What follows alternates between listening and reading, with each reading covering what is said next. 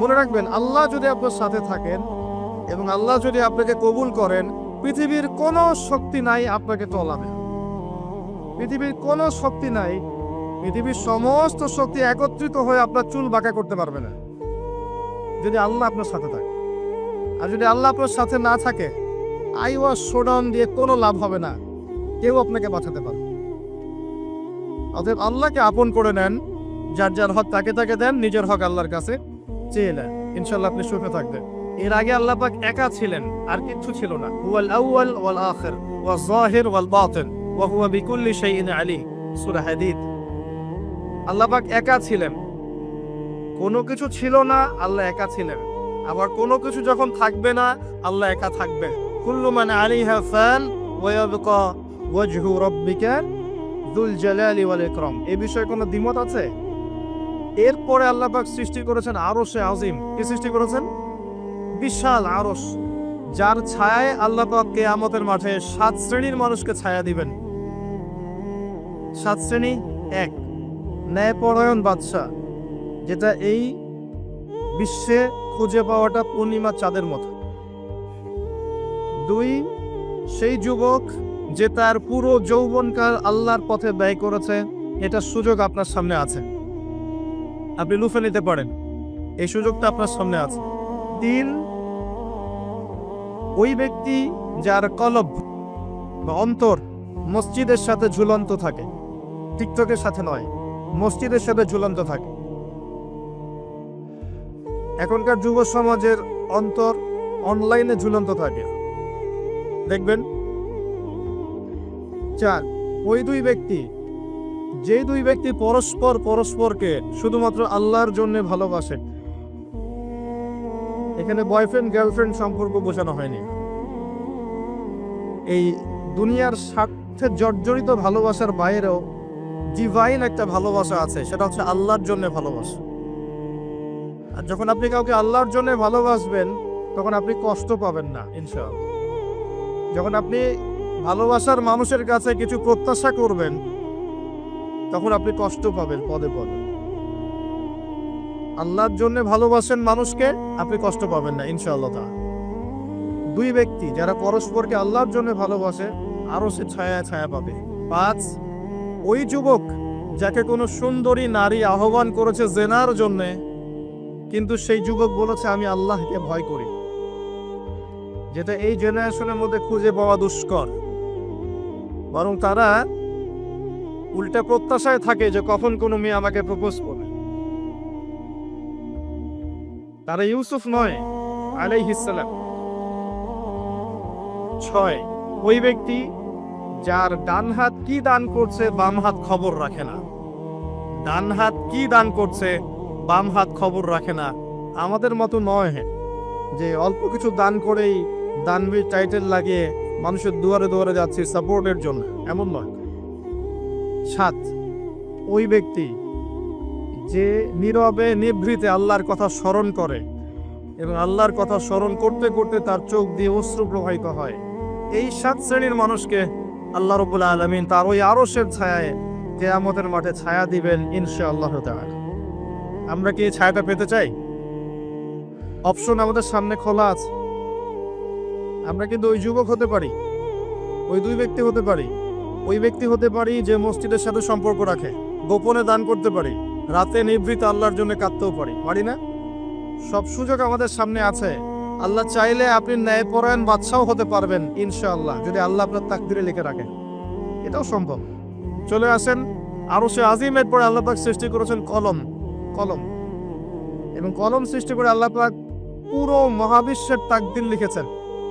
পৃথিবীর শেষ দিন পর্যন্ত কি হবে না হবে, খুঁটিনাটি বিষয়, এত খুঁটিনাটি যে আল্লাহ পাকের ওই লিখার বাইরে পৃথিবীতেও কোনো আযাব গজব আসে না।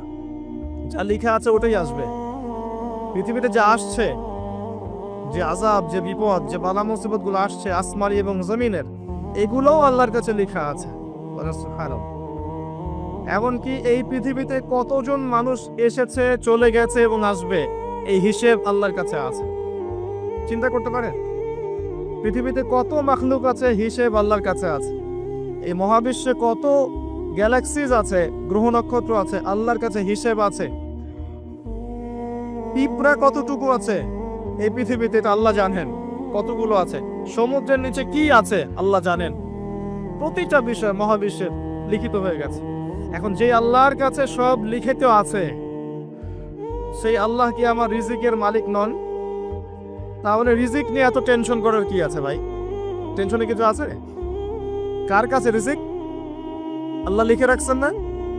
ইনশাআল্লাহ এর বাইরে কিছু হবে? হবে না। অতএব এত দুশ্চিন্তা কিছু নাই, জীবনকে নিয়ে এত দুশ্চিন্তা কিছু নাই। জীবনটাকে কোরআন সুন্নাহর আলোকে এনজয় করেন। একটা বই আছে না, এনজয় ইওর লাইফ, বইটা পড়েছেন? কোরআন সুন্নাহকে দিয়ে জীবনকে এনজয় করা যায়। কোরআন এবং সুন্নাহর আনুগত্যের মধ্য দিয়ে আপনি জীবনকে উপভোগ করেন, টেনশন করার দরকার নেই। মনে রাখবেন, আল্লাহ যদি আপনার সাথে থাকেন এবং আল্লাহ যদি আপনাকে কবুল করেন, পৃথিবীর কোনো শক্তি নাই আপনাকে টলাবে। পৃথিবীর কোনো শক্তি নাই, পৃথিবীর সমস্ত শক্তি একত্রিত হয়ে আপনার চুল বাঁকা করতে পারবে না, যদি আল্লাহ আপনার সাথে থাকে। আর যদি আল্লাহ আপনার সাথে না থাকে, আইওয়াশ শোডাউন দিয়ে কোনো লাভ হবে না, কেউ আপনাকে বাঁচাতে পারবে। অতএব আল্লাহকে আপন করে নেন, যার যার হক তাকে তাকে দেন, নিজের হক আল্লাহর কাছে চেয়ে নেন, ইনশাল্লাহ আপনি সুখে থাকবেন। তাকদীর আল্লাহ পাক লিখে ফেলেছেন। এরপরে আল্লাহ রাব্বুল আলামিন কি লিখেছেন? এরপরে আল্লাহ রাব্বুল আলামিন মহাবিশ্ব সৃষ্টি করেছেন 6 দিনে। কয় দিনে? কোরআনে দলিল আছে, হুয়াল্লাযী খালাকাস সামাওয়াতি ওয়াল আরদা ফি সিত্তাতি আইয়াম। তিনি সেই আল্লাহ যিনি আসমান সমূহ, একটা আসমান নয়, আসমান সমূহ মানে যতগুলো আসমান আছে, আর আমরা জানি 7টা আসমান আছে। কয়টা? 7টা মহাবিশ্ব আছে। এখন পর্যন্ত সায়েন্স যত কিছু আবিষ্কার করেছে, এগুলো প্রথম মহাবিশ্বের আবিষ্কার। দ্বিতীয়টাতে ওরা যেতেই পারেনি এখন পর্যন্ত, অতদূর পর্যন্ত স্পেসশিপ যেতেই পারবে না। কথা কি বুঝতে পারছেন? এটা প্রথম আসমানের বিষয়। এরকম আরো 6টা আসমান মহাবিশ্ব আল্লাহ পাক প্রস্তুত করেছেন। তারপরে আছে সিদরাতুল মুনতাহা, তার উপর একটা মহাসাগর আছে, তারপরে কুরসি, তার উপর আরশে আজিম, আর আরশে আজিমের উপরে আল্লাহ সুবহানাহু ওয়া তাআলা। এখানে একজন মানুষ ওই পর্যন্ত চলে গিয়েছিলেন, তিনি কে? মুহাম্মদুর রাসূলুল্লাহ সাল্লাল্লাহু আলাইহি ওয়াসাল্লাম। তার মর্যাদা আর বোঝার বাকি আছে? তো সবার প্রতি অনুরোধ থাকবে, সেই ব্যক্তি, সেই নবী মুহাম্মদ সাল্লাল্লাহু আলাইহি ওয়াসাল্লামের সুন্নাহ মাফিক জীবন যাপন করেন, আল্লাহ পাক তৌফিক দান। এবং এই সুন্নাহটা জীবনের একটা ক্ষেত্রে মানলে হবে না, জীবনের সমস্ত ক্ষেত্রেই মানতে চেষ্টা করতে হবে। আল্লাহ পাক তৌফিক দান করুন। আল্লাহ রাব্বুল আলামিন এরপরে মহাবিশ্ব সৃষ্টি করে দীর্ঘদিন পর্যন্ত, অনন্তকাল বলবো না, দীর্ঘদিন পর্যন্ত মানুষ সৃষ্টি করেন নাই। জি, সূরা দাহরের প্রথম আয়াতে আল্লাহ পাক বলেছেন, হাল আতা আলাল ইনসান হিনুম মিনাদ দাহরি লাম ইয়াকুন শাইআম মাযকুর। মানুষের উপরে এমন একটা সময় চলে গেছে যে মানুষ কোনো আলোচ্য বিষয় ছিল না। মানে মানুষ সৃষ্টি করা হবে, এখন দুনিয়া যা হচ্ছে দেখতে পাচ্ছেন, আমরা কোনো টপিকই ছিলাম না। এত সময় চলে গেছে মহাবিশ্ব, এখন মনে হয় দুনিয়াটা আমাদের, তাই না? মানুষই সব, মানুষই এই দুনিয়ার পলিটিক্যাল মালিক, ইকোনমিক মালিক, সংস্কৃতির মালিক, পরিবার, ব্যক্তি, সমাজ, সবকিছু মালিককে মালিক মনে হয় এখন মানুষকে। কিন্তু এমন একটা সময় ছিল যখন আল্লাহ বলছেন মানুষ সৃষ্টি হবে, এই বিষয়টা অনেক দূরের পথ ছিল। আল্লাহর জ্ঞানে ছিল, কিন্তু মহাবিশ্বে মানুষের অস্তিত্ব ছিল না। এই মহাবিশ্বেই মানুষের অস্তিত্ব ছিল না। আল্লাহ রাব্বুল আলামিন মহাবিশ্ব সৃষ্টি করেছেন কুন ফায়াকুন, হও হয়ে যাও। সূরা আম্বিয়ার 30 নম্বর আয়াতে আল্লাহ পাক বলেছেন, আওয়ালাম ইয়ারাল্লাযীনা কাফার, কাফেররা কি লক্ষ্য করে দেখে না, আন্নাস সামাওয়াতি ওয়াল আরদু কানাতা রাতকান ফাফাতাকনাহুমা, কাফেররা কি লক্ষ্য করে দেখে না যে আসমান সমূহ এবং জমিন একটা বিন্দুর মধ্যে একত্রিত ছিল, আমি আল্লাহ এটাকে বিস্ফোরিত করে দিয়েছি, পৃথক করে দিয়েছি। এটা সায়েন্সের একটা থিওরির সাথে মেলে না। কোন থিওরি? তারা বলছে বিগ ব্যাং থেকে সব সৃষ্টি হয়েছে, আর আল্লাহ পাক বলছেন বিগ ব্যাং আমি ঘটিয়েছি। তাহলে চিন্তা যেখানে শেষ, আল্লাহ পাকের কুদরত সেখান থেকে কি শুরু। তা আমরা সীমাবদ্ধতা বুঝতে পারছি সায়েন্সে। আমি নিজেও সায়েন্সের ছাত্র, বাট আমি এটা স্বীকার করি সায়েন্স সবকিছুর সমাধান দিতে পারবে না। কারণ আপনি কমন একটা প্রশ্ন করেন যে রূহ কাকে বলে, সায়েন্সকে বলেন যে can you give us the definition of রূহ, আমাদেরকে রূহের সংজ্ঞা দিতে পারবেন?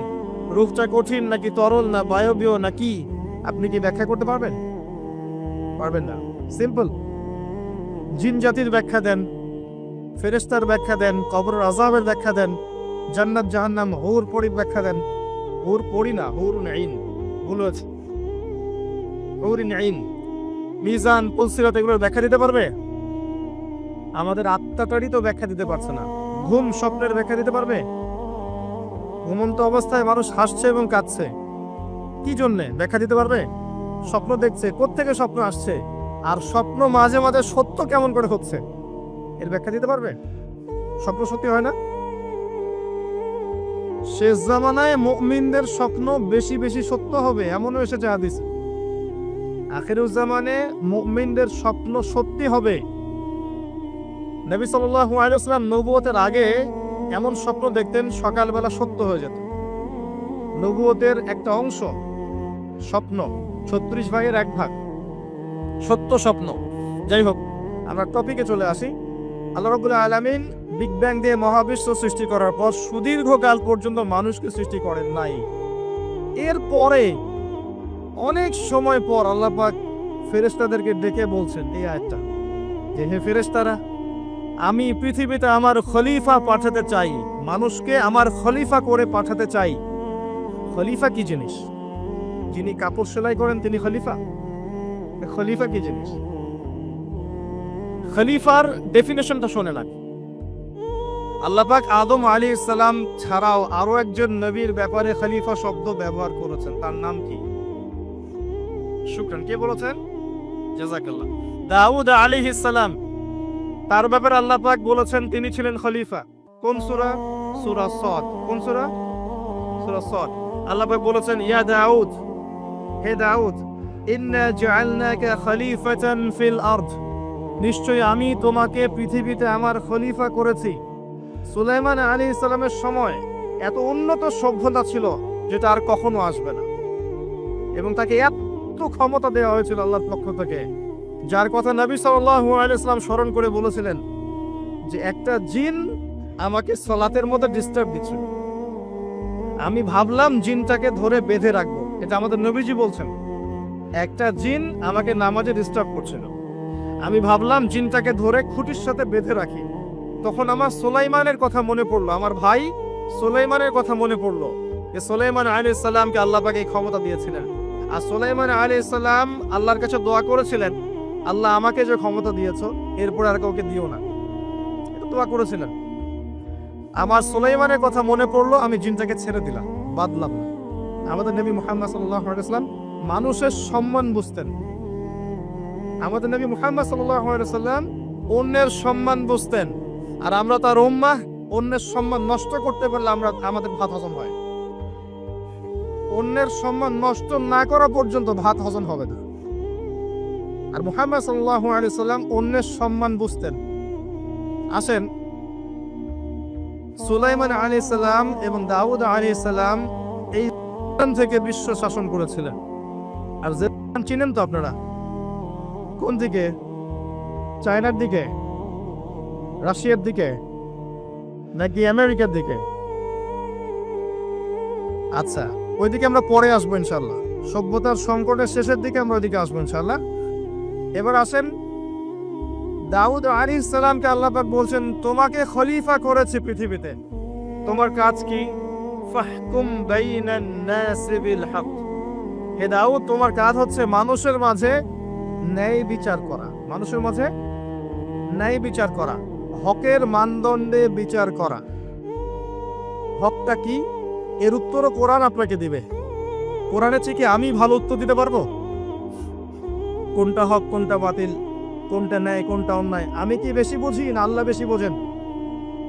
কোথায় স্পষ্ট করা আছে, আমার মস্তিষ্কে না কোরআনে? কোরআনে সূরা কাহফ খোলেন, আল্লাহ পাক বলেছেন ওয়াকুলিল হাক্কু মির রাব্বিকুম, হে নবী আপনি বলে দিন সত্য সেটাই যা তোমার রবের পক্ষ থেকে নাযিল হয়। আর কিছু বলার দরকার আছে?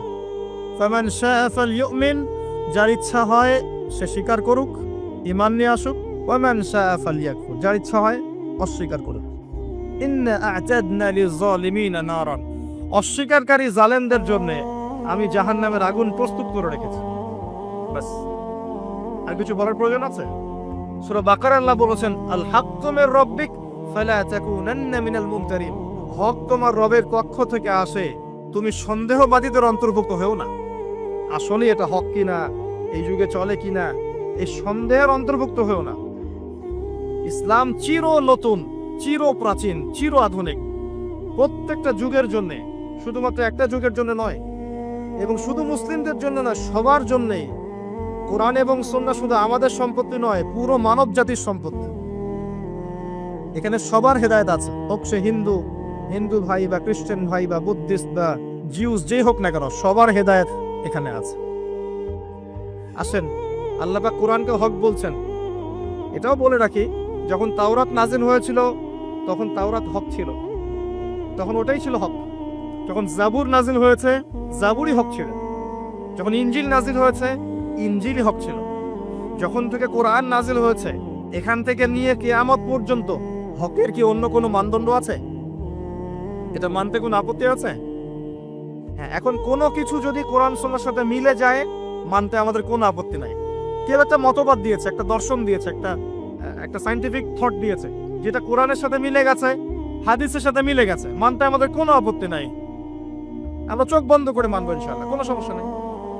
কিন্তু যে কোনো ব্যক্তি বা যে কোনো সংগঠন, যে কোনো সমাজ, যে কোনো সভ্যতা, কেউ যদি এমন কোনো কথা বলে, এমন কোনো দর্শন দেয়, এমন কোনো মতবাদ দেয় যেটা কোরআনের সাথে মিলছে না, সাংঘর্ষিক, হাদিসের সাথে মিলছে না, সাংঘর্ষিক, আপনি কি মানতে বাধ্য?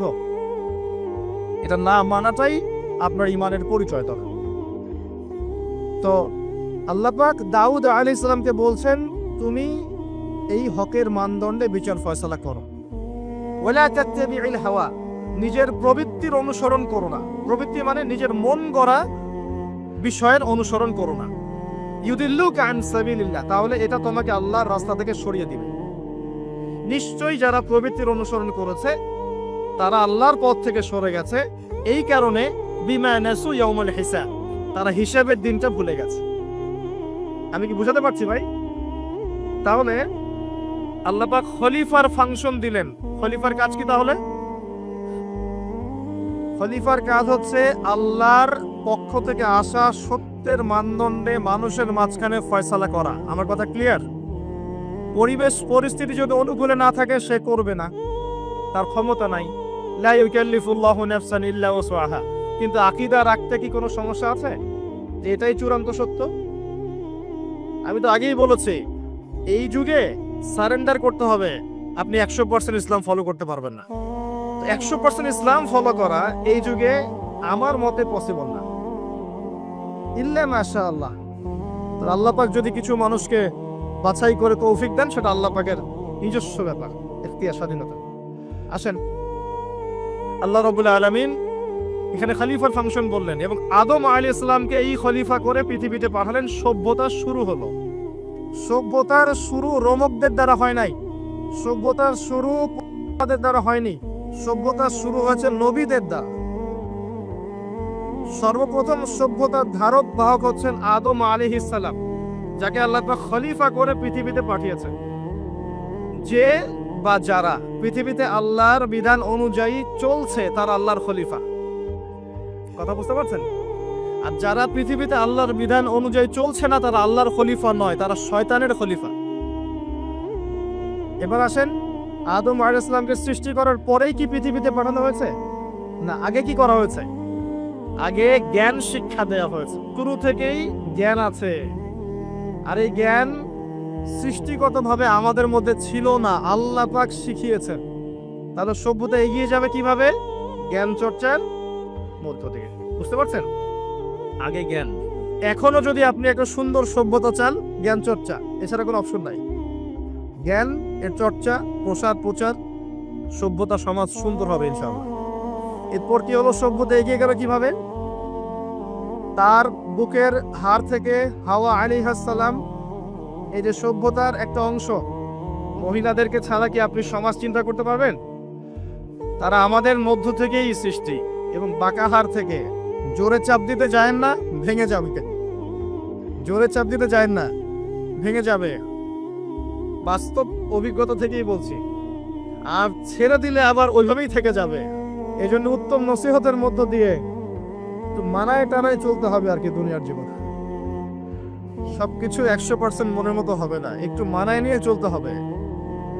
কারণ আমি নিজেও সাহাবী নই, দেখবেন আমার স্ত্রীও মহিলা সাহাবী নন, আপনিও সাহাবী নন, আপনার স্ত্রীও মহিলা সাহাবী নন। তাই ওই হিসাব কিতাব করে লাভ ভাই। আমরা সবাই অপরাধী, সবার মাঝে ল্যাকিংস আছে। এই জন্য সবার উচিত সবার ভুলগুলোকে ক্ষমা করে দুনিয়ার জীবনটা হৃদ্যতা ভালোবাসার সাথে কাটানো। তাহলে পরিবার ঠিক থাকবে ইনশাআল্লাহ। এরপরে কি পরীক্ষা? কিসের পরীক্ষা? এই গাছের কাছে যেও না। কোন গাছ?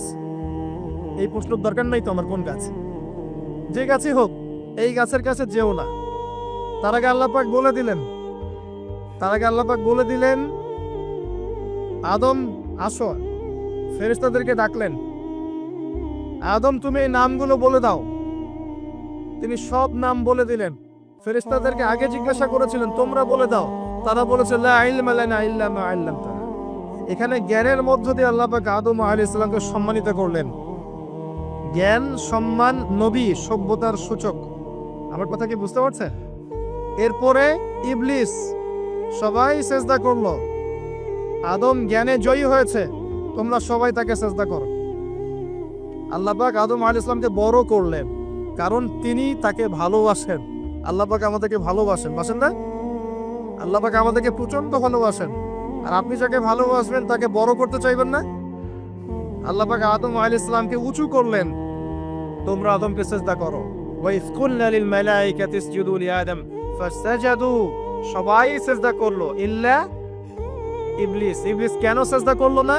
কিয়াস করলো, খলাকতানি মিন নার ওয়া খলাকতাহু মিন তিন। আমাকে সৃষ্টি করেছেন আগুন দিয়ে, তাকে সৃষ্টি করেছেন মাটি দিয়ে, আমি কেন তাকে সেজদা করতে যাব? Remember, listen to me. ইবলিসের জ্ঞান ছিল, ইবলিসের আমল ছিল। আই রিপিট, ইবলিসের জ্ঞান ছিল, ইবলিসের আমল ছিল। ইবলিসের মাঝে বিনয় ছিল না, অহংকার ছিল। ইবলিস ধ্বংস হয়ে গেছে। যদি আমাদের জ্ঞান, আমাদের ডিগ্রি, আমাদের সার্টিফিকেট আমাদেরকে অহংকারী বানায়, আমরা ইবলিসের কাতারভুক্ত হয়ে যাব, নাউজুবিল্লাহ। ঠিক আছে? এবার ইবলিসকে বের করে দেওয়া হলো, চিরস্থায়ী জাহান্নামী, অভিশপ্ত করা হলো। আদম এবং হাওয়া আলাইহিস সালাম জান্নাতে রাখা হলো। গাছের কাছে যেও না, তারা চলে গেলেন। কিভাবে চলে গেলেন? এখানে আসেন। ইবলিস এসে ওয়াসওয়াসা দিয়েছে। কি ওয়াসওয়াসা সেটা শোনেন। এটা একটা ভালো প্রশ্ন। কোন ওয়াসওয়াসায় পড়ে তার এই কাজটা করে ফেললেন? এটা সূরা তহার মধ্যে আছে। কোন সূরা? তহা। এখানে আল্লাহ পাক বলেছেন, ইবলিস এসে বলেছিল যে তোমরা যদি ওই গাছের কাছে যাও এবং এর ফল খাও, তাহলে তোমরা চিরস্থায়িত্ব লাভ করবে। চিরস্থায়িত্ব, অমর হয়ে যাবে। অমর, কথা বুঝতে পারছেন? অমরত্ব। অমরত্বের টোপ দিয়ে ইবলিস এভাবে ওয়াসওয়াসা দিয়েছে আমাদের পিতাকে, আমাদের মাকে। এর ফলশ্রুতিতে আল্লাহ রাব্বুল আলামিন আমাদেরকে নামিয়ে দিয়েছেন পৃথিবীতে। আল্লাহ পাক নামিয়ে দেওয়ার সময় আদম এবং হাওয়া আলাইহিস সালাম তাদেরকে ক্ষমা করে দিয়েছেন, কিন্তু একটা সময় দিয়েছেন, এখন আর জান্নাতে থাকা হবে না, পৃথিবীতে চলে যাও, এখানেও চিরস্থায়ী জীবন পাবে না, নির্দিষ্ট সময় থাকবে। এর মধ্যে আমি তোমাদের রিজিক দিব, তোমাদেরকে আমি খাবার দিব, বাসস্থান দিব, সবকিছু দিব, স্ত্রী সন্তান যা যা লাগে মৌলিক চাহিদা সব দিব। তখন যদি তোমরা আমার হেদায়েতকে মেনে চলো, আবার জান্নাতে ফিরে আসবে। যদি না মানো, ইবলিসের সাথে জাহান্নাম। কথা ক্লিয়ার? সহজ সরল জীবন দর্শন, দ্য ফিলসফি অফ লাইফ।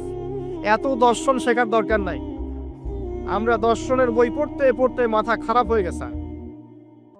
দর্শন, জৈন দর্শন, চারবাক দর্শন, ইউরোপিয়ান দর্শন, আধুনিক দর্শন পড়তে পড়তে অবস্থা খারাপ। মার্কসীয় দর্শন, সুবহানাল্লাহ। একটা সহজ সরল জীবন দর্শন আল্লাহ দিয়েছেন। সূরা বাকারার আয়াত নাম্বার 38 এবং 39, দুইটা আয়াত। কি দর্শন? আল্লাহ বলছেন, কুল নাহবিতু মিনহা জামিআ। আমি আল্লাহ বললাম তোমরা সবাই নেমে যাও। কারা কারা সবাই? আদম, হাওয়া, ইবলিস। তোমরা নেমে যাও পৃথিবীতে। ফাইম্মা ইয়াতিয়ান্নাকুম মিন্নি হুদান। তোমাদের কাছে আমার পক্ষ থেকে হেদায়েত আসবে। কি আসবে? এই যে তাওরাত, জাবুর, ইনজিল, কোরআন, আল্লাহর বাণী, ওহী, এগুলো আসবে। রাসূল আসবেন। ফামান তাবিআ হুদায়া ফালা খাউফুন আলাইহিম ওয়ালা হুম ইয়াহজানুন। যে বা যারাই আমার এই হেদায়েতকে মেনে চলবে তাদের বিন্দু মাত্র ভয় নাই, কোনো টেনশন নাই, কোনো ভাবনা নাই, ইনশাআল্লাহ আবার জান্নাতে ফিরে আসবে ইনশাআল্লাহ। সুসংবাদ, ঠিক আছে। তারপরে আল্লাহ পাক বলেন ওয়াল্লাযীনা কাফারু ওয়া কাযযাবু বিআয়াতিনা, কিন্তু যারা আমার আয়াতকে মিথ্যা প্রতিপন্ন করবে এবং অস্বীকার করবে, কুফরি করবে, ফাউলাইকা আসহাবুন নার, এরা হবে জাহান্নামের অধিবাসী। কার সাথে? ইবলিসের সাথে। হুম ফিহা খালিদুন, তারা সেখানে চিরস্থায়ী পাবে। সহজ সরল জীবন দর্শন, দ্য ফিলোসফি অফ লাইফ। মানলেই শান্তি, না মানলেই অশান্তি। এরপর একটা চ্যালেঞ্জ, ইবলিস চ্যালেঞ্জও করছে, আল্লাহ তুমি আমাকে বের করে দিয়েছো, ঠিক আছে, আমি আদম সন্তানের ডান দিক থেকে আসবো, বাম দিক থেকে আসবো, সামন থেকে আসবো, পিছন থেকে আসবো, তাকে আমি জাহান্নামের পথে নিয়েই ছাড়ব। এটা মনে রাখেন মাথার মধ্যে, ইবলিসের চ্যালেঞ্জ। আর আল্লাহ পাকও সতর্ক করলেন, ইন্নাহু লাকুম আদুউম মুবিন, সে তোমাদের স্পষ্ট শত্রু। এবার পৃথিবীতেও নামিয়ে দিলেন, হেদায়েতও পাঠাচ্ছেন, নবী রাসূল পাঠিয়েছেন। সভ্যতা আস্তে আস্তে এগিয়ে চলল। সভ্যতায় দুইটা শক্তি দেখতে পাচ্ছেন, একটা আল্লাহর পক্ষ থেকে আসা শক্তি, একটা শয়তানি শক্তি। এই দুজনই সভ্যতা এগিয়ে চলছে। আবারও বলছি, সভ্যতা শুরু হয়েছে নবী দ্বারা, রোমকদের দ্বারা নয়। সভ্যতা শুরু হয়েছে নবী দ্বারা। মানুষ আগে গাছের ছাল পাতা পরে থাকতো না। সূরা আরাফে আল্লাহ পাক বলেছেন, আমি মানুষের জন্য, আদম হাওয়া আলাইহিস সালাম তাদের জন্য লেবাস পাঠিয়েছি, পোশাক পাঠিয়েছি। আমি লেবাস নাজিল করেছি উপর থেকে। লোহার খনি দেখেছেন? লোহার খনি কেউ কি বিশ্বাস করবে যে লোহা মহাকাশ থেকে পৃথিবীতে এসে পড়েছে? ওয়ানজালনাল হাদিদ, আল্লাহ পাক বলছে আমি হাদিদ নাজিল করেছি। কোরআন নাজিল করা বোঝেন? কোরআন নাজিল মানে কি? আল্লাহর উপর থেকে কোরআন আসেনি। জিবরাইল আলাইহিস সালাম কোরআন নিয়ে আসছেন না নিচে মুহাম্মদ সাল্লাল্লাহু আলাইহি ওয়াসাল্লামের কাছে? এটা কোরআন নাজিল হচ্ছে, আনজালা।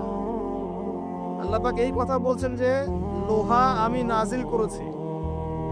লোহা একটা অণু আপনি তৈরি করতে পারবেন পৃথিবীতে ল্যাবে বসে? সুবহানাল্লাহ। আল্লাহ পাক নাজিল করেছে। ঠিক একই ভাবে আল্লাহ পাক পোশাক নাজিল করেছিলেন আদম এবং হাওয়া আলাইহিস সালাম তাদের জন্য। তারা গাছের ছাল পাতা পরে ঘোরাফেরা করতেন না। বোগাস কথাবার্তা শেখায় মানুষ। এবং কৃষিকাজ, আপনার প্রযুক্তি, আপনার পরিবার গঠন, সন্তান প্রতিপালন, একজন মানুষের জীবন যাপনের জন্য যত কিছু প্রয়োজন, সব জ্ঞান আল্লাহ পাক আদম আলাইহিস সালামকে শিক্ষা দিয়েছিলেন। দুনিয়াতে আসার পরে যখন যেটা প্রয়োজন হয়েছে, ওহী নাজিল হয়েছে, জিবরাইল আলাইহিস সালাম তাকে শিখিয়ে দিয়েছে। মানুষ গুহার মধ্যে ছবি এঁকে এঁকে থাকতো, আর এরা বলছে আদম আলাইহিস সালাম বানর থেকে হয়েছেন। নাউযুবিল্লাহ, সুবহানাল্লাহ। এটা যারা বিশ্বাস করে তারা সরাসরি কোরআনের সাথে কুফরি করছে, স্পষ্ট কাফের। আদম আলাইহিস সালাম আল্লাহ পাক তাকে হাত দিয়ে সৃষ্টি করেছেন, নিজের হাতে সৃষ্টি করেছেন। তিনি বানর থেকে মানুষ হননি। হ্যাঁ, যারা এই মতবাদটা দিয়েছে ওরা বানর থেকে মানুষ হতে পারে, আমরা হই না। বরং সূরা বাকারায় আপনি উল্টা চিত্র দেখতে পারবেন। সূরা বাকারায় দেখবেন, পড়তে পড়তে দেখবেন একটা জায়গায় আছে যে শনিবারের সীমা লঙ্ঘন করার জন্য কিছু মানুষকে, বনু ইসরাইলের কিছু মানুষকে আল্লাহ পাক মানুষ থেকে বানর বানিয়ে দিয়েছে। আছে না দলিল? তাহলে এটার প্রমাণ পাওয়া যাচ্ছে। সুবহানাল্লাহ। আসেন, সভ্যতা এগিয়ে চলল। সভ্যতা দুটো শক্তি, আল্লাহর বিধান, আল্লাহ নাজিলকৃত পবিত্র তাওহীদ, এবং অপর সাইডে আছে শয়তানের শিরক। কথা কি বুঝতে পারছেন? দিন দিন এগিয়ে চলতে লাগলো। প্রথম কি ক্রাইমটা হলো পৃথিবীতে? সভ্যতার প্রথম ক্রাইম হয়েছে হাবিল কাবিল। কে কাকে হত্যা করেছে? কাবিল হাবিলকে হত্যা করেছে। কি কারণে? ঈর্ষা। এখান থেকে এই সভ্যতার শিক্ষা কি? শিক্ষা হচ্ছে এটাই, আজকে দিনেও যদি আমরা হাবিল আর কাবিলের মতো, কাবিল যেমন করে ঈর্ষা পরায়ণ হয়ে হাবিলকে হত্যা করেছে, এই ঈর্ষা ত্যাগ না করতে পারি, তাহলে এ উম্মার তাকদীরে খারাপই আছে। কথা কি বোঝা যায়? আমরা এখন পর্যন্ত সেই কাবিলের সুন্নত ত্যাগ করতে পারি নাই। ভিতরটা হিংসা দিয়ে ভর্তি, জর্জরিত। এগুলো যদি খুলে আল্লাহ পাক দেখাতে পারতেন জনগণের সামনে, লজ্জায়, দুর্গন্ধে, ধিক্কার জানাতে জানাতে আপনি আমার লেকচারও শুনতে আসতেন না। হ্যাঁ, যদি আমার কলিজাটাকে খুলে আল্লাহ পাক দেখাতেন যে দেখো এর কলিজার মধ্যে কি পরিমাণ হিংসা আছে, ঈর্ষা আছে, দুনিয়ার লোভ আছে, লালসা আছে, পরশ্রী কাতরতা আছে, দুর্গন্ধে আপনি আমার লেকচার শুনতে আসতেন না। জি, এটা সৌভাগ্য যে আমাদের ভিতরটা আল্লাহ পাক দেখান না। আল্লাহ পাক আমাদের কলবটাকে পরিষ্কার করুন, আত্মশুদ্ধি দান করুন, আল্লাহর নূর দান করুন এবং ঈর্ষা ত্যাগ করার তৌফিক আল্লাহ পাক দান। এবার আসেন, সভ্যতা এগিয়ে চলছে, লেকচারটা একটু লম্বা হতে পারে, একটু ধৈর্য ধরেন। সভ্যতা এগিয়ে চলছে, আদম আলাইহিস সালামের যুগে কোনো পাপাচার খুব একটা দেখা যাচ্ছে না, শুধু এই পাপাচার ছাড়া। এর পরের জেনারেশনে গিয়ে দেখছি নূহ আলাইহিস সালামের কওম। কার কওম? নূহ আলাইহিস সালাম, 5 জন বড় বড় নবীর একজন। 5 জন বড় বড় নবীর নাম নূহ আলাইহিস সালাম, ইব্রাহিম, মূসা, ঈসা, মুহাম্মদ সাল্লাল্লাহু আলাইহি ওয়াসাল্লাম। আমি কিন্তু শেষে প্রশ্ন করব, উত্তর দিতে হবে, ঠিক আছে? ইনশাআল্লাহ। সঠিক উত্তর দিতে পারলে পুরস্কার, না পারলে যে পারবে তাকে আপনি হাদিয়া দিবেন, আপনার পকেট থেকে হাদিয়া নিয়ে তাকে দেওয়া হবে ইনশাআল্লাহ। তো নূহ আলাইহিস সালামের যুগে কি শিরক, প্রথম শিরকের পাপ মানুষ দেখলো। ইয়াগুস, ইয়াউক, নাসর এরকম কিছু মূর্তি ছিল, এই মূর্তিগুলো তার উপাসনা করা শুরু করলো। বাই দা ওয়ে, এই মূর্তিগুলো কিন্তু তারা হাতে তৈরি করে নাই। আমার কথাটা ভালো করে বোঝেন, এই মূর্তিটা তারা আসলে অটোমেটিকলি হাতে তৈরি করে নাই। এই মূর্তিটা তৈরি করার পিছনে শয়তান তাদেরকে ওয়াসওয়াসা দিয়েছিল। কি ওয়াসওয়াসা দিয়েছিল? এই ব্যক্তিরা ছিল আগের সময়কার বুজুর্গ ব্যক্তি। বুজুর্গ ব্যক্তি বোঝেন, পরেশগার বুজুর্গ ব্যক্তি। তো শয়তান এদেরকে বুঝিয়েছিল, যদি তোমরা বুজুর্গ ব্যক্তিদের, আল্লাহওয়ালা মানুষদের মূর্তি তৈরি করে মসজিদের বাইরে রাখো, তাদেরকে দেখলে তোমাদের ইবাদতে মনোযোগ বাড়বে। শয়তান এই ওয়াসওয়াসা দিয়েছে। ওই জেনারেশন তাই করলো। ওই জেনারেশন যখন চলে গেল, পরের প্রজন্মকে শয়তান ওয়াসওয়াসা দিল, আরে মসজিদের বাইরে কেন, ভেতরেই রাখলে হয়। তারা ভেতরে নিয়ে আসলো, এই জেনারেশন শেষ হয়ে গেল। তারপরে আরেকটা জেনারেশন আসলো, ওদেরকে শয়তান বুঝালো সরাসরি এদের কাছে চাইলেই হয়। শিরক শুরু হলো। আপনি কি বুঝতে পারছেন কিভাবে শিরক শুরু হয়েছে বিশ্বে? এবার নূহ আলাইহিস সালাম 950 বছর তার কওমকে দাওয়াত দিলেন, শিরক ছেড়ে দাও, শিরক ছেড়ে দাও। কত বছর? 9টা শতাব্দী, 9.5 শতাব্দী তিনি তার উম্মাহকে দাওয়াত দিলেন, শিরক ছেড়ে দাও। তার স্ত্রী পর্যন্ত তার কথা শুনলো না, তার ছেলেও তার কথা শুনলো না। দাওয়াতটা কেমন ছিল? আমাদের মতো এই যে লাক্সারিয়াস বসে বসে দাওয়াত দেয় এমন নয়। দাওয়াতটা এমন ছিল, নূহ আলাইহিস সালাম নিজেই বলছেন, ইন্নী দাআউতু কওমি লাইলা ওয়া নাহার। আল্লাহ, আমি আমার কওমকে দিন রাত দাওয়াত দিয়েছি, দিন রাত 24 ঘন্টা। ওয়ালাম ইয়াজিদহুম দুআই ইল্লা ফিরারা। আমার দাওয়াত শুনে মানুষ খালি পালিয়েই গেছে, পালিয়েই গেছে। এরকম করে দাওয়াত দিয়েছেন, এমন ভাবে দাওয়াত দিয়েছেন, শেষে সমাজের মানুষ শুনছে না, পরিবারের লোকও কথা শুনছে না। তখন হাত উঁচু করে বলছেন, রব্বি আন্নী মাগলুবুন ফান্তাসির। আল্লাহ, আমি পরাজিত, আমাকে সাহায্য কর। তখন আল্লাহ পাক প্লাবন পাঠালেন, ধ্বংস হয়ে গেল জালেম। আর যারা মুমিন তাদেরকে আল্লাহ পাক উদ্ধার করলেন কিস্তিতে করে। সভ্যতার সংকট বুঝতে পারছেন? সভ্যতার সংকট মানে হচ্ছে শিরক। যখন সভ্যতায় শিরক এসেছে, আল্লাহ পাক তাওহীদ পন্থীদেরকে বাঁচিয়েছেন, মুশরিকদেরকে ধ্বংস করে দিয়েছে। এবং এই মুশরিকদেরকে আল্লাহ পাক পরকালেও জাহান্নামের আগুনে জ্বালাবেন, আর তাওহীদ পন্থীদেরকে আল্লাহ পাক পরকালে জান্নাত দিবেন ইনশাআল্লাহ। এই সভ্যতা এগিয়ে যাচ্ছে, এরপরে আরো এগিয়ে গেল। সব তো বলার সময় নাই, কয়েকটা বলছি। এগিয়ে যেতে যেতে একটা কওম আসলো, একটা সভ্যতা আসলো, যারা এত শক্তিশালী, ফিজিক্যাল স্ট্রাকচার এত লম্বা চওড়া, মানে এক একজন তাল গাছের সমান সমান লম্বা মানুষ, আদম সন্তান। পাহাড় কেটে কেটে বাড়ি নির্মাণ করে। এবং তাদের এই সভ্যতা সম্পর্কে আল্লাহ পাক বলেছেন যে লাম ইউখলাক মিসলুহা ফিল বিলাদ। এমন সভ্যতা পৃথিবীতে সৃষ্টি করা হয়নি, এত উচ্চ মানের সভ্যতা ছিল। এদের নাম ছিল আদ জাতি। আদ কি নাম? তাদের নবী ছিলেন হুদ আলাইহিস সালাম। কি নাম? হুদ আলাইহিস সালাম। তিনি দাওয়াত দিলেন একই স্টাইলে, আল্লাহর ইবাদত করো, আমার আনুগত্য করো, শিরক করো না, ইত্যাদি ইত্যাদি। কওম তার কথা শুনলো না। অল্প কিছু মানুষ শুনলো, তাদেরকে তিনি সাথে নিয়ে চলে গেলেন। আল্লাহ পাক জালেমদেরকে ধ্বংস করে দিলেন। একই সুন্নাহ। কিভাবে ধ্বংস করলেন? ঝঞ্ঝা বায়ু দিয়ে। এমন বাতাস, যে বাতাসে পুরো কওম উড়ে চলে গেল খেজুর গাছের মতো, খেজুর গাছের ডালের মতো পড়ে থাকলো। যারা বলতো মান আশাদ্দু মিন্না কুওয়া, আমাদের চেয়ে শক্তিশালী আর কে আছে, আল্লাহ পাক ওদেরকে বাতাস দিয়ে উড়িয়ে শেষ করে দিলেন। সুবহানাল্লাহ। এরপরে আরেকটা সভ্যতা আসলো, যার নাম সামুদ। তাদের নবীর নাম সালেহ আলাইহিস সালাম।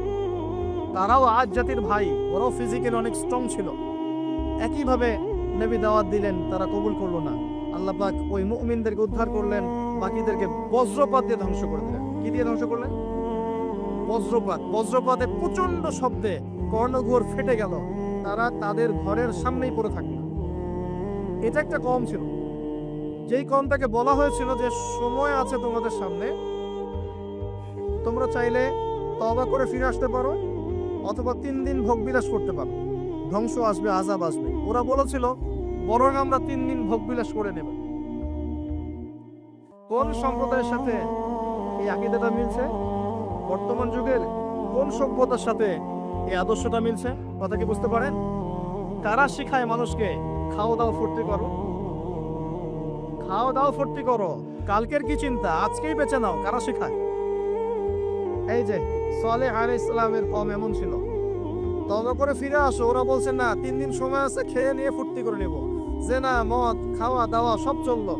তৃতীয় দিন সকালবেলা ফজরের সময় বিকট শব্দে ওদের কর্ণকুহর আল্লাহ ফাটিয়ে দিলেন, এবং ঘরের সামনে চিৎপটাং হয়ে পড়ে থাকলো, কওম শেষ, ডিস্ট্রয়।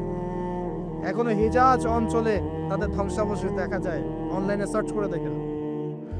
সভ্যতা এগিয়ে চললো। আপনি কি সভ্যতার এগিয়ে যাওয়ার মধ্যে মিল পাচ্ছেন? কোনো একটা কমন জিনিস পাচ্ছেন?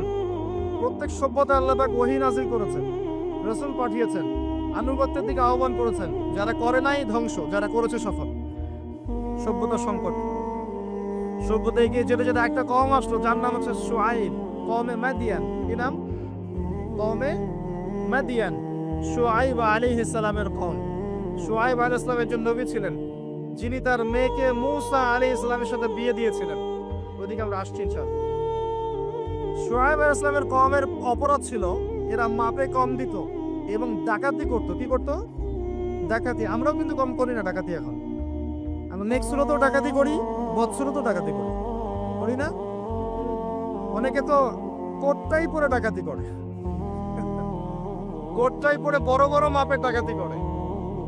কারণ আপনি কোটটাই পড়লে তা ধরতে পারবেন না, কলা কিছু বলতে পারবেন না। সব ক্ষেত্রেই এগুলো চলছে। স্যুট বুট পরে বসে থাকবো সুদী ব্যাংকে, মানুষের রক্ত চুষে খাচ্ছে। অনেক সময় দেখা যায় দিনের লেবাস পরেও আমরা জনগণের টাকা পয়সা লুটে খাই। হ্যাঁ, তো ওই যে ডাকাতি করতো শুআইব আলাইহিস সালামের কওম, এবং তারা মাপে কম দিত। রমজান মাসে একটা অনুরোধ করবো, আল্লাহর ওয়াস্তে কৃত্রিম সংকট তৈরি করে মানুষকে কষ্ট দিয়েন না, বরং এই মাসে আপনি দাম আরো কমিয়ে দেন, আল্লাহ আপনার রিজিকে বারাকা দিবেন। মানুষকে খাওয়ান, বেশি বেশি ইফতার করান, বেশি বেশি ইফতার করান, সমাজ কল্যাণমূলক কাজ করেন, আল্লাহ রহম করবেন।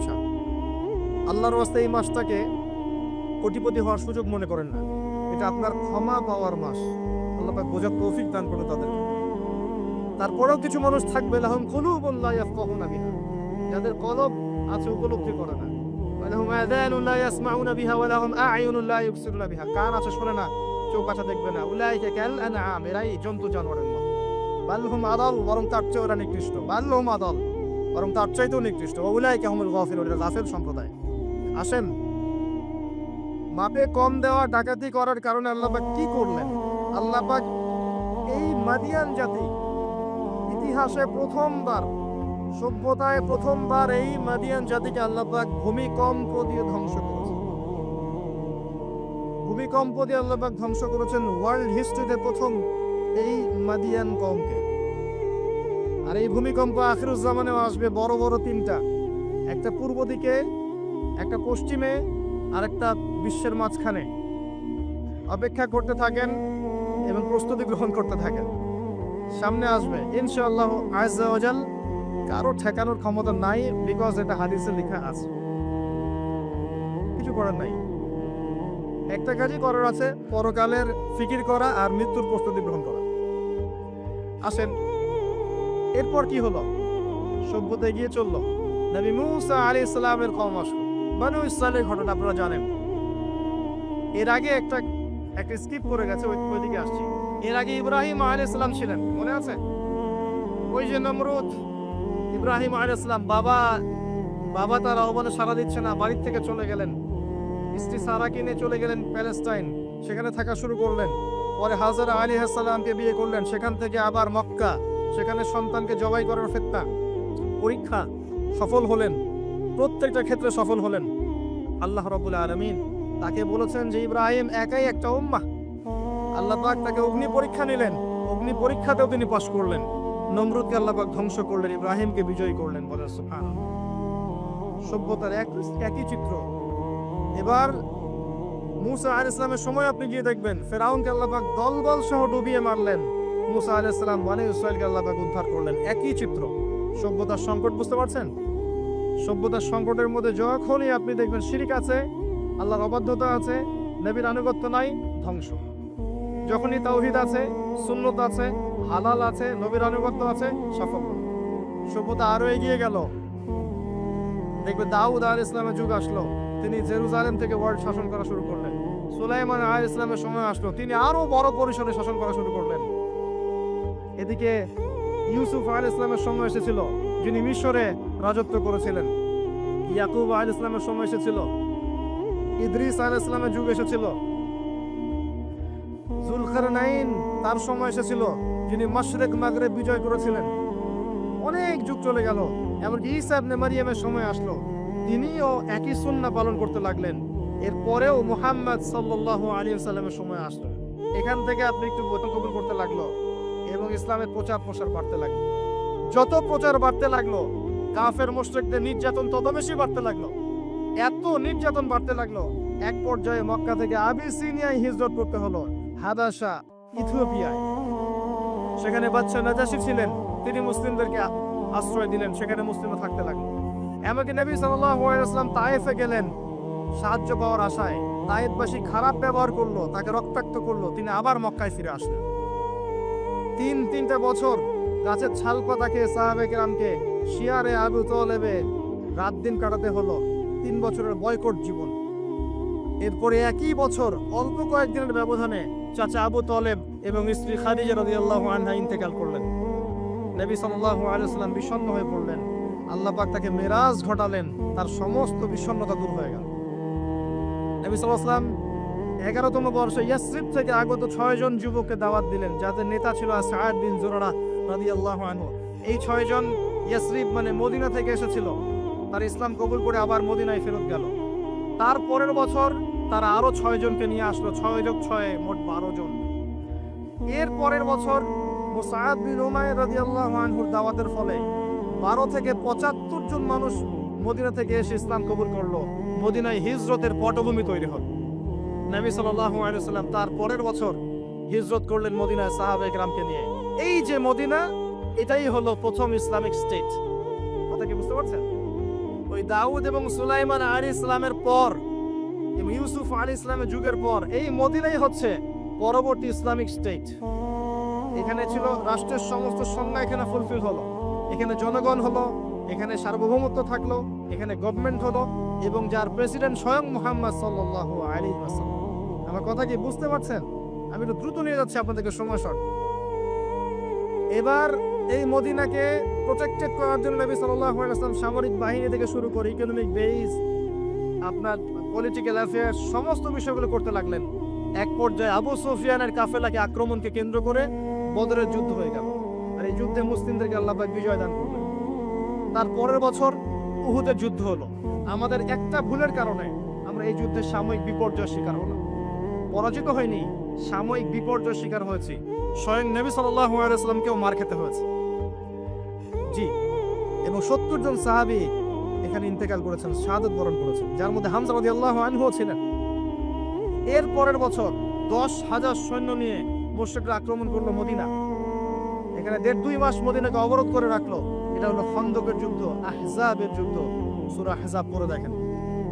এরপর তারা ফিরে চলে গেল। এবার নবী সাল্লাল্লাহু আলাইহি ওয়াসাল্লাম বললেন, আজকের পর থেকে তারা আর আমাদেরকে আক্রমণ করতে পারবে না, আমরাই করবো ইনশাআল্লাহ।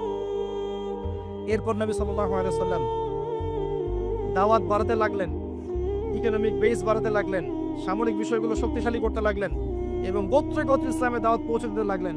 এক পর্যায়ে স্বপ্ন দেখলেন তিনি মক্কা তাওয়াফ করছেন। সাহাবীরা বুঝে ফেললেন যে আমরা মক্কায় ঢুকবো। তারা ইহরাম বেঁধে মক্কায় ঢুকতে লাগলেন। প্রতিবন্ধকতা দেওয়া হলো হুদাইবিয়া নামক জায়গায়। হুদাইবিয়া নামক জায়গায় খালিদ বিন ওয়ালিদ, যিনি তখন ইসলাম কবুল করেননি রাদিয়াল্লাহু আনহু, তিনি মুসলিমদেরকে ঠেকিয়ে দিলেন, যাওয়া হবে না। এর ফলশ্রুতিতে এখানে চুক্তি হলো, যেটাকে আমরা হুদাইবিয়ার সন্ধি বলে থাকি। চুক্তির প্রতিটা দফায় বাইরের চোখ দিয়ে মনে হয় যে আমাদের প্রতিকূলে যাচ্ছে, কিন্তু আদতে এগুলো আমাদের অনুকূলে ছিল। কি দফা? 10 বছর আমরা যুদ্ধ করব না, ওকে ডান। তোমাদের কেউ আমাদের দলে আসলে ফিরাই দেওয়া লাগবে, আমাদের কেউ তোমাদের দলে গেলে ফিরাই দিব না, ওকে ডান। এই বছর ওমরা করতে পারবে না, ফেরত যেতে হবে, ঠিক আছে ডান। পরের বছর আসতে হবে, তাও 3 দিনের জন্য বিনা অস্ত্রে, ওকে ডান। সবকিছুই ডান, যাও। এই চুক্তি হয়ে গেল। আল্লাহ পাক আয়াত নাযিল করলেন, ইন্না ফাতাহনা লাকা ফাতহান মুবিনা। এই চুক্তির মধ্যেই তোমাকে আমি বিজয় দিয়েছি হে নবী সাল্লাল্লাহু আলাইহি ওয়াসাল্লাম। বলেন সুবহানাল্লাহ। কি বিজয়? বোঝেন এই জায়গাটা। কুরাইশরা ছিল সবচেয়ে বড় শত্রু, আর আমাদের আরেকটা শত্রু ছিল যাদের মধ্যে 3টা গোত্র ছিল, বনু কুরাইজা, বনু কাইনুকা, বনু নাজির। বনু নাজির, বনু কুরাইজা, বনু কাইনুকা, এদেরকে বের করে দেওয়া হয়েছে। এরা খায়বারে গিয়ে আশ্রয় নিয়েছে। এর মধ্যে শুধু বনু কুরাইজাকে হত্যা করা হয়েছিল, কারণ তারা গাদ্দারি করেছিল আহজাবের যুদ্ধে।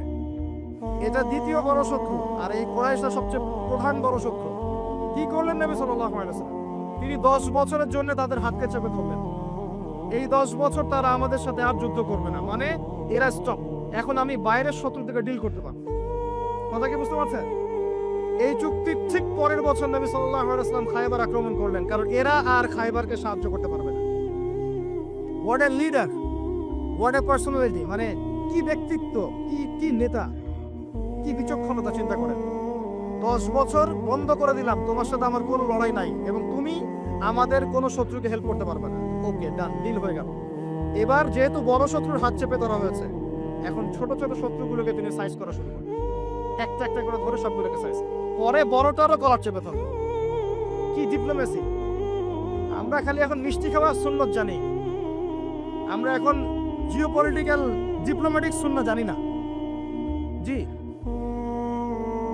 চিন্তা করে দেখ, এই জায়গাটা খুব ভালো করে বুঝবেন। খায়বার বিজয়ের পর থেকে নিয়ে মুসলিমদের আর্থসামাজিক অবস্থা আরো বাড়তে লাগলো, প্রচুর সম্পদ গনিমত বাড়তে লাগলো এবং পররাষ্ট্রনীতি অ্যাপ্লাই করা হলো। রোমক সম্রাটকে দাওয়াত দেওয়া হচ্ছে, মিশরের বাদশাকে দাওয়াত দেওয়া হচ্ছে, পারস্যে দাওয়াত দেওয়া হচ্ছে। আস্তে আস্তে সারা বিশ্বে ইসলামের দাওয়াত ছড়িয়ে পড়ে। এক পর্যায়ে মাত্র এই চুক্তির 3-4-5 বছর পরেই, এই চুক্তির 10 বছর যায় নাই, 3 বা 4 বছর পরে, 3-4 4.5 এরকম বছর পরেই বিনা যুদ্ধে বিশাল সেনাবাহিনীকে নিয়ে নবী সাল্লাল্লাহু আলাইহি ওয়াসাল্লাম মক্কা আক্রমণ করলেন। মক্কা বিজয়। কোন মক্কা? যেই মক্কা আগে শিরিক ছিল, এখন শিরিক নাই। যেই মক্কায় সুদ ছিল, এখন সুদ নাই। যেই মক্কায় নারীকে জীবন্ত কবর দেওয়া হয়েছে, নারীর কোনো অবমাননা নাই। যেই মক্কার মধ্যে মাদকের সয়লাভ ছিল, কোনো সয়লাভ নাই। যে মক্কায় গোত্রীয় হানাহানি কাটাকাটি ছিল, এখন কিচ্ছু নাই, সবাই ভাই ভাই। এই মক্কা, জাহেলিয়াতের মক্কাকে আল্লাহ রাসূল সাল্লাল্লাহু আলাইহি ওয়াসাল্লাম 23 বছরের ব্যবধানে একেবারে টোটাল ইসলামিক পরিবেশে পরিণত করলেন। সেই আল্লাহ কি মরে গেছেন? সেই নবীর আদর্শ কি মরে গেছে? আল্লাহ নাজিল করা সেই কিতাব কি উঠে গেছে পৃথিবী থেকে? তাহলে ওই জাহেলি সমাজকে যদি পরিবর্তন করা যায়, আমাদের জাহেলিয়াতকে পরিবর্তন করা সম্ভব না? এই বিশ্বের জাহেলিয়াত পরিবর্তন করা সম্ভব নয়। আমরা করতে পারি না পারি, আল্লাহ পাক এমন প্রজন্ম আনবেন, দেখে নিন তারা করে দেখাবে ইনশাআল্লাহ। যখন আসবেন, ঈসা ইবনে মারিয়াম আসবেন, তখন জাহিলিয়াতের রেশমাত্র থাকবে না ইনশাআল্লাহ আযজা ওয়া জাল। এর আগ পর্যন্ত কঠিন সময় আছে। ওই কঠিন সময় যাওয়ার আগে আরেকটু পথ পাড়ি দাও আপনাদেরকে। মুহাম্মদ সাল্লাল্লাহু আলাইহি ওয়াসাল্লাম এই যে মক্কা ইসলামিক পুরো একটা এনভায়রনমেন্ট প্রতিষ্ঠা করলেন, এরপর কি এটা থেমে গিয়েছিল? এরপর আবু বকর সিদ্দিক রাদিয়াল্লাহু আনহু এসেছেন, তিনিও সেই খেলাফত দায়িত্ব পালন করেছেন। কোন খেলাফা? ফাহকুম বাইনান নাসি বিল হক, সূরা সাদ। তারপরে এসেছেন ওমর ইবনে খাত্তাব, আরো 10 বছর, তখন মুসলিমরা অর্ধ বিশ্ব শাসন করেছে। এরপরে এসেছেন উসমান রাদিয়াল্লাহু আনহু, মুসলিমরা আরো বড় বিশ্ব শাসন করেছে। তারপরে এসেছে আলী রাদিয়াল্লাহু আনহুর যুগ, তখন মুসলিমরা অভ্যন্তরীণ কিছু ক্রন্দনে লিপ্ত হয়ে গিয়েছিল। এখানে মুসলিমদের শক্তিটা কিছুটা কমে যায়। আলী রাদিয়াল্লাহু আনহুকে হত্যা করা হয়েছে, তাকে চোরাগুপ্ত হামলা চালিয়ে হত্যা করা হয়েছে, ঠিক যেমন ওমর রাদিয়াল্লাহু আনহুকে হত্যা করা হয়েছিল। এরপর কি হয়েছে? এরপর মুসলিমদের মাঝে আস্তে আস্তে ফিতনা বাড়তে শুরু করেছে। একদল মানুষ বের হয়েছে যারা বলেছে যে আলী রাদিয়াল্লাহু আনহু তিনি নবী, নাউজুবিল্লাহ। এরা তাকে নিয়ে এত বেশি বাড়াবাড়ি করেছে যে তারা পথভ্রষ্ট হয়ে গেছে। আরেকদল লোক বের হয়েছে, এরা বলেছে কবিরা গুনাহগার ব্যক্তি হলেই কাফের, একে হত্যা করা লাগবে, এরা হয়ে গেছে খারেজি। আরেকদল লোক বের হয়েছে, এরা বলে তাকদীর বলতে কিচ্ছু নাই। আরেকদল লোক বের হয়েছে যারা বলে যে মানুষের কর্মের কোনো স্বাধীনতা নাই। আরেকদল বের হয়েছে যুক্তি দিয়ে প্রমাণিত হলেই কোরআন সুন্নাহ মানবো, না হলে মানবো না। এরকম করে শিয়া, খারেজি, মুতাজিলা, মুরজিয়া, জাহমিয়া, জাবারিয়া, কাদারিয়া, কত যে দল বের হয়েছে। আস্তে আস্তে আস্তে আস্তে উম্মাহ বিভক্ত হতে শুরু করেছে। এই সময়ে ইমামগণ আবির্ভূত হয়েছিলেন, মুহাদ্দিসগণ আবির্ভূত হয়েছিলেন, তারা সংস্কারধর্মী কাজ অব্যাহত রেখেছিলেন। এভাবে আস্তে আস্তে মাযহাবগুলো গড়ে উঠেছে, হাদিসের কিতাবগুলো আমরা পেয়েছি, সভ্যতা এগিয়ে গেছে। আগাতে আগাতে এক পর্যায়ে উমাইয়ারা শাসন নিয়েছে। উমাইয়ারা প্রায় 132 বছর এই উম্মাহকে লিড দিয়েছিল।